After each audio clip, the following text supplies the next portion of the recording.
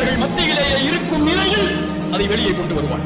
முனாஃபிக்குகள், பாவிகள், அப்படி ஈமான் உள்ளத்திலே இறங்காமல் நாவில் மொழியக்கூடியவர்களே, பிறரை பற்றி புறம் பேசாதீர்கள். உங்களுடைய நாவால் பிறருடைய மானம் கீழே விழுவதற்கு அனுமதித்து விடாதீர்கள். கஅபா புனிதமானதா இல்லையா? கஅபாவை ஒருவர் சேதப்படுத்துவதை எப்படி பார்ப்போம்? உயிரை இழந்தாவது அதை பாதுகாப்போம். ரசூலுல்லாஹ் முஹம்மது நபி ஒரு முறை தவாஃப் செய்யும் போது கஅபாவை பார்த்து சொன்னார்கள், நீ சுத்தமானவள், உன் நறுமணம் எவ்வளவு உயர்வானது, உன் கண்ணியம் எவ்வளவு உயரமானது. இந்த முஹம்மதின் உயிர் யாரின் கரத்தின் மீது இருக்கிறதோ அவன் மீது சத்தியமிட்டு சொல்கிறேன், உன் கண்ணியத்தை விட இறை நம்பிக்கை கொண்ட ஒரு முஃமினுடைய கண்ணியம்